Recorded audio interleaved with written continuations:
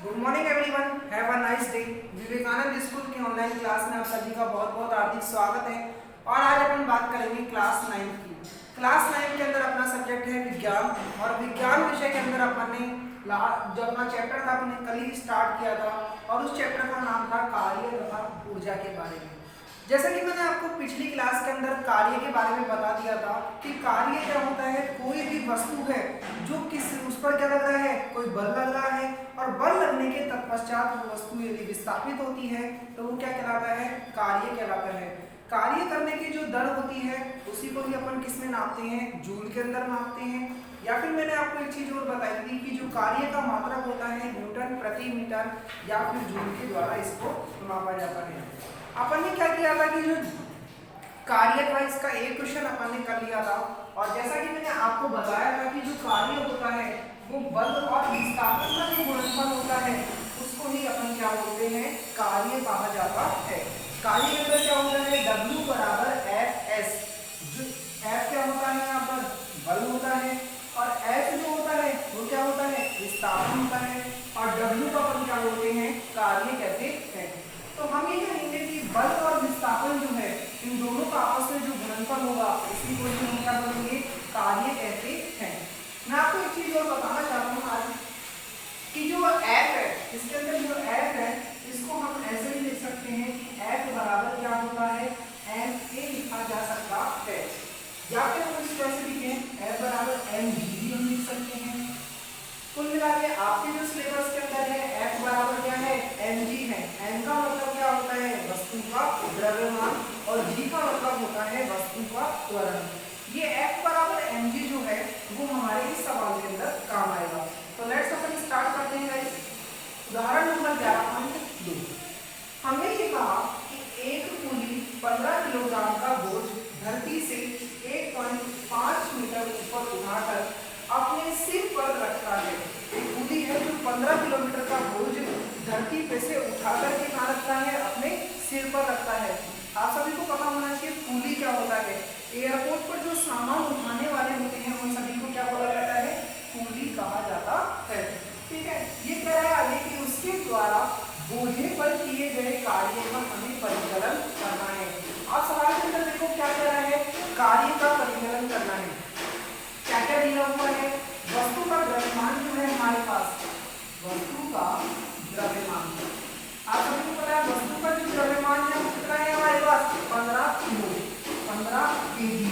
वस्तु के द्रव्यमान को किससे निरूपित करते हैं, m से। यदि मैंने बात करें कि धरती से 1.5 मीटर ऊपर उठाकर वो रख रहा है तो वस्तु का विस्थापन कितना हो गया, विस्थापन हमारे पास क्या हो गया, 1.5 मीटर हो गया। यहाँ तक आपको कोई दिक्कत है? इसके आगे सवाल जो कह रहा है उसको ध्यान से देखना है आपको। कभी भी क्या करते हैं, यदि हम कोई भी गणित का सवाल करते हैं तो आपको हमेशा एक चीज का ध्यान रखना होता है कि जो भी सवाल के अंदर दिया हुआ है उसको यदि आप लिख लोगे तो आपका सवाल आसानी से कंप्लीट हो जाएगा। यहाँ तक सभी को सवाल समझ आ गई होगी। अब अपन स्टार्ट करते हैं इसके लिए। आप सभी को पता है कार्य क्या होता है, कार्य होता है W बराबर F डॉट S। इसको ही अपन क्या बोलते हैं, कार्य कहते हैं। चूंकि हम यहाँ पर देख रहे हैं कि यहाँ तो F है, बल की बात हो रही है, लेकिन हमारे सवाल में मान किसका दे रखा है, m का मान दे रखा है और s का मान दे रखा है। तो हमें क्या करना होगा, f को जैसा कि मैंने अभी बताया f बराबर हम क्या लिख सकते हैं, mg भी लिख सकते हैं, और यहाँ पर s ऑलरेडी अपने पास है। ये बात सभी को समझ में आ गई। आगे देखो m का मान हमारे सवाल में कितना है, 15 किलो, तो मैंने यहाँ पर लिखा 15। ठीक है, g का जो मान होता है आपको दिमाग में फिक्स रखना है हमेशा, 10 होता है। g का मान कितना होता है, 10। तो हमने यहाँ पर लिखा 15 गुना 10, और s का मान हमारे पास कितना है, यहाँ पर 1.5 आपको दे रखा है। ये बात आप सभी को समझ आ गई होगी। यदि हम इसकी कैलकुलेशन करेंगे, 15 को 10 से गुना करेंगे, कैलकुलेशन किस तरीके से करेंगे वो भी देख लो। पॉइंट हटाया, दशमलव को अपन ने हटाया, दशमलव को हटाने के बाद में हमको क्या लगाना है, 1। दशमलव के बाद में देखो कितनी संख्या आ रही है, ये एक संख्या आ रही है तो हम एक जीरो लगाएंगे। यदि दशमलव के बाद में दो संख्या आएगी तो हम दो जीरो लगाएंगे। तो इसके अंदर कितनी आ रही थी, एक आ रही थी। ठीक है, 10 को 10 से क्या हो गया, कैंसिल हो गया। इसके बाद में आप देखोगे हमारे पास क्या बचा, 15 बच गया, और यहाँ पर क्या बच गया, 15। 15 को यदि हम 15 से गुणा कर देंगे तो अपना मान कितना आता है, 225 आ जाता है। यहाँ तक किसी को आपको कोई दिक्कत है? 225 kg metre second square, kg M s-2 and ये अपने पास आंसर आएगा। तो कुल मिला के बात हमारे पास ये है कि कोई भी सवाल यदि हमें कार्य के बारे में पूछा जाए तो हमें इस तरीके से पूरी डिटेल लिखनी होगी। यदि हमारे पास W बराबर Fs है, यदि हमारे पास F का मान उपलब्ध है या S का मान हमारे पास उपलब्ध है तो हम इस सवाल को कर लेंगे। यदि हमारे पास सवाल के अंदर M का मान दिया हुआ है और G का मान आपको पता ही है कितना होता है, 10 मीटर सेकंड स्क्वायर होता है, और S का मान अलग होता है। ये बात आप सभी को समझ आ गई? तो ये सवाल अपना कंप्लीट हो चुका है और कार्य वाला जो पोर्शन है वो अपना कंप्लीट हो चुका है। लेट्स अब अपन स्टार्ट करेंगे ऊर्जा के बारे में। ऊर्जा क्या होती है?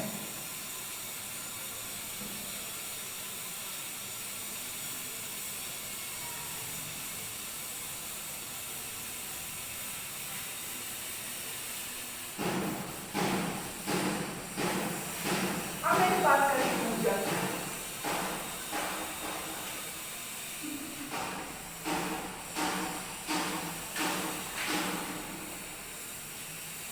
ऊर्जा के बिना यदि हम बात करें ऊर्जा की तो आप सभी को पता है ऊर्जा के बिना जीवन असंभव होता है।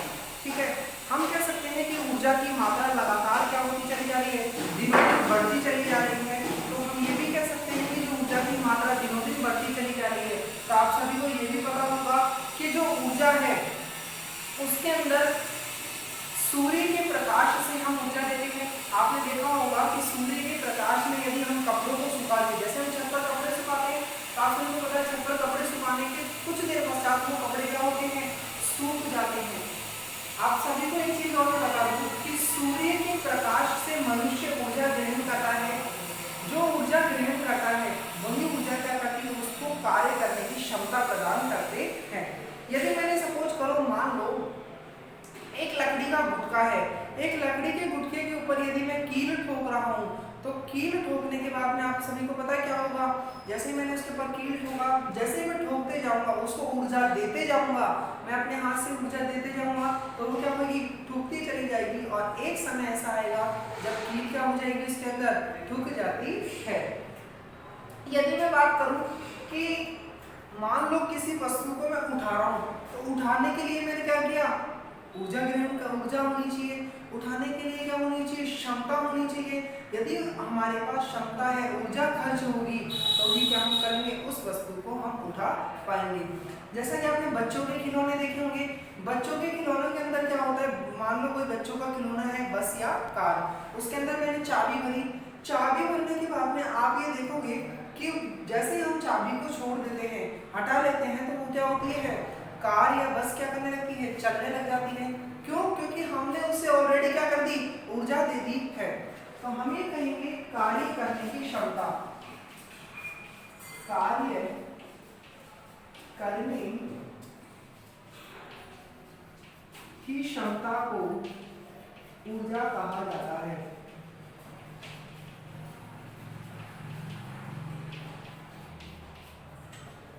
कार्य करने की जो क्षमता होती है उसी को ही हम क्या बोलते हैं, ऊर्जा कहते हैं। ये बात आप सभी को समझ आ गई। ऊर्जा का मात्रक वही है जो कार्य का मात्रक होता है। ऊर्जा का मात्रक क्या होता है, जूल। ऊर्जा का मात्रक जूल होता है, राइट। आप सभी को पता है कि कार्य का मात्रक भी क्या होता है, जूल होता है, और यहाँ पर ऊर्जा का मात्रक भी जूल होता है। यदि हम बात करें, कई बार क्या होता है, कई बार क्या होता है कि बड़े मात्रक जो होते हैं, बड़े मात्रक के लिए किलोजूल का उपयोग भी किया जा सकता है। तो ये कुछ कंडीशन थी कि ऊर्जा हम किस तरीके से देते हैं। ऊर्जा का जो है दिन प्रतिदिन उपयोग लगातार बढ़ता चला जा रहा है, क्योंकि आप सभी को पता है कि ऊर्जा जो है, ऊर्जा का उच्चतम स्रोत जो है वो सूर्य का प्रकाश है। कि सूर्य के प्रकाश के द्वारा ऊर्जा प्राप्त की जा सकती है। जैसा कि आपने देखा होगा सौर ऊर्जा, जो सूर्य से आने वाली प्रकाश ऊर्जा है, इससे बिजली बनाई जाती है। तो ये जो बिजली बिजली बनाई जाती है वो किससे बनाई जाती है? सूर्य के प्रकाश से। यदि हम कहें तो सूर्य के प्रकाश से खाना भी पकाया जा सकता है, क्योंकि सूर्य के प्रकाश में इतनी ताकत होती है कि वह हर पदार्थ को या हर तत्व को ऊर्जा प्रदान कर सकता है। ठीक है,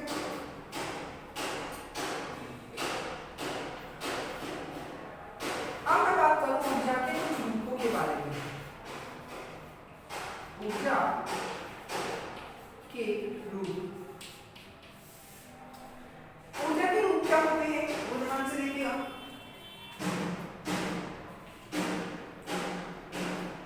ऊर्जा के रूप क्या होते हैं?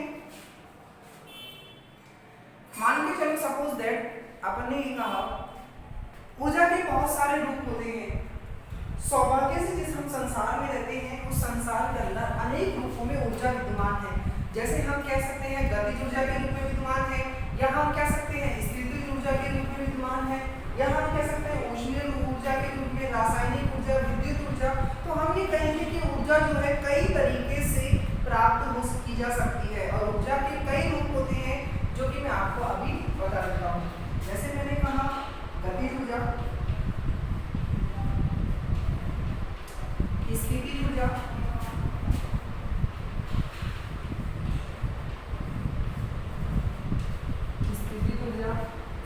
प्रकाशीय ऊर्जा,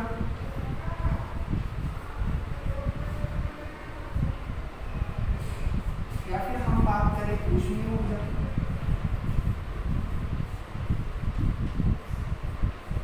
विद्युत ऊर्जा,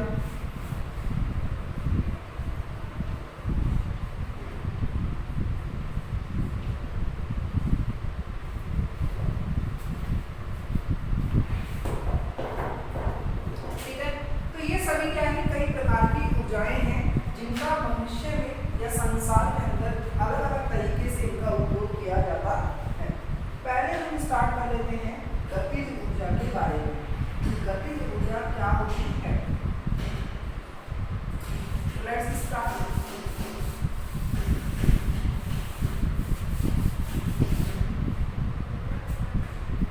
अब हम बात करते हैं, टॉपिक है हमारा फर्स्ट टॉपिक हम ले लेते हैं गतिज ऊर्जा। गतिज ऊर्जा क्या होती है वो देखो। जैसे कोई वस्तु गति कर रही है, जैसे आप मान लो कि पहिया जो है ट्रेन का पहिया, गाड़ी का जो पहिया है ट्रेन की हम बात करें, वो क्या कर रही है? गति कर रही है, और गति करने के बाद में एक स्थान से दूसरे स्थान पर जा रही है। या फिर हम बात कर लेते हैं क्रिकेट के अंदर जो दौड़ता हुआ खिलाड़ी आगे की ओर गेंद को कैच करने के लिए जाता है, वो भी क्या है? गतिज ऊर्जा है। जो भी वस्तु हमारे पास गति कर रही है वो सभी वस्तुएं क्या है हमारे पास? वो गतिज ऊर्जा ग्रहण करती है। इसको ही हम क्या बोलते हैं? गतिज ऊर्जा कहते हैं। जो वस्तुएं गति करती है उन्हें गतिज ऊर्जा कहा जाता है। ये बात आप सभी को समझ आ गई, जैसा कि मैंने आपको उदाहरण भी बता दिए हैं। अब मैं मान लो गतिज ऊर्जा को इस समीकरण के रूप में यदि मैं व्यक्त करूं कि मान के चलो यदि अपन गतिज ऊर्जा जो है इसको एक समीकरण के द्वारा यदि अपन समझें तो देखो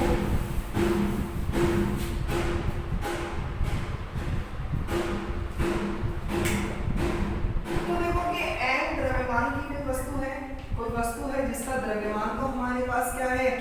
m है। u वेग से क्या हो रही है? गतिशील हो रही है। u वेग से गतिशील हो रही है, ठीक है। u वेग से गतिशील हो रही है और इस पर बल जो है F विस्थापन की दिशा में लग रहा है। F क्या है? यहाँ पर बल है। और हमने ये कहा A जो है वो त्वरण है,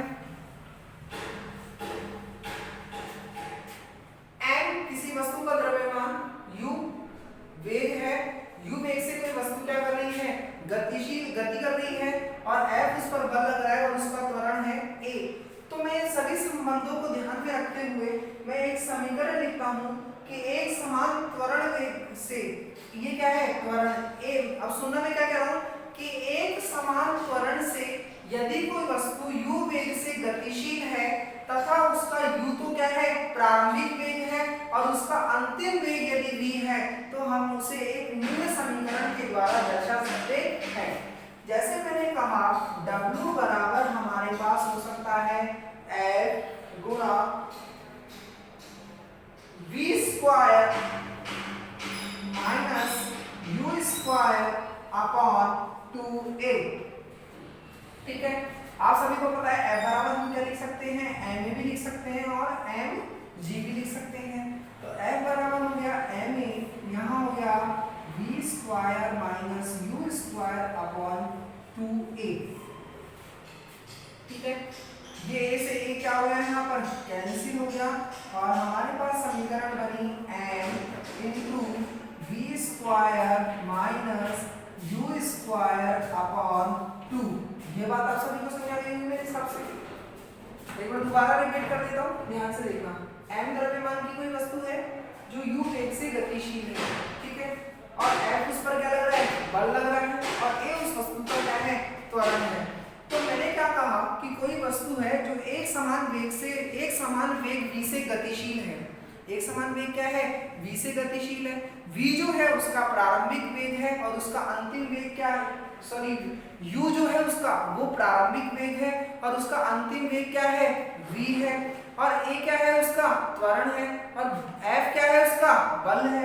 तो उस पर आप सभी को पता है कार्य क्या होता है, f गुणा v स्क्वायर माइनस मतलब अंतिम वेग माइनस प्रारंभिक वेग बटा 2a। ये बात समझ आ गई।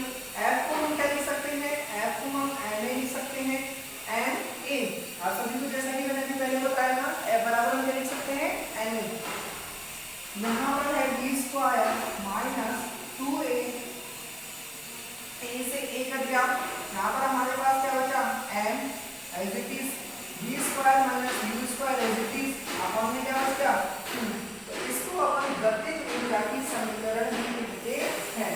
अब आगे देखो इसको क्या करना है, अब हमारे पास क्या बचा, वो चीज समझो।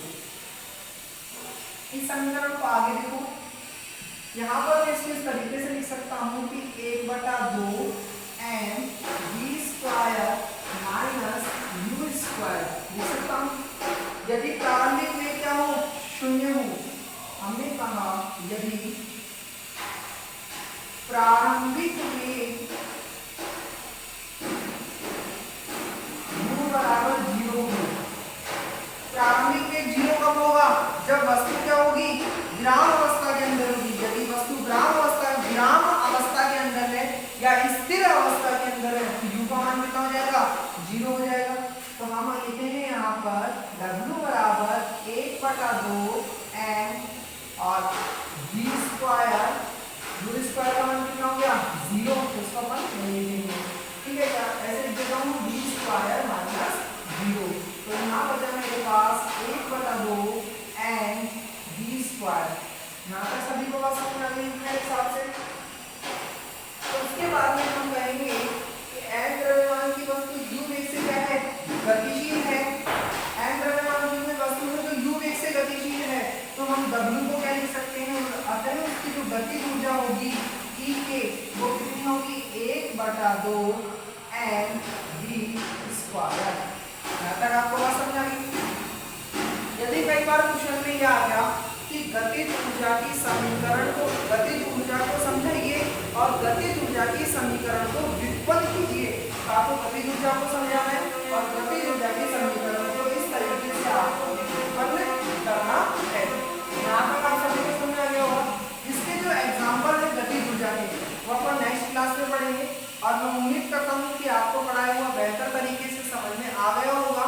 और मैं उम्मीद करता हूँ कि आपने जो मैंने पहले पढ़ाया था वो शायद आपने पढ़ लिया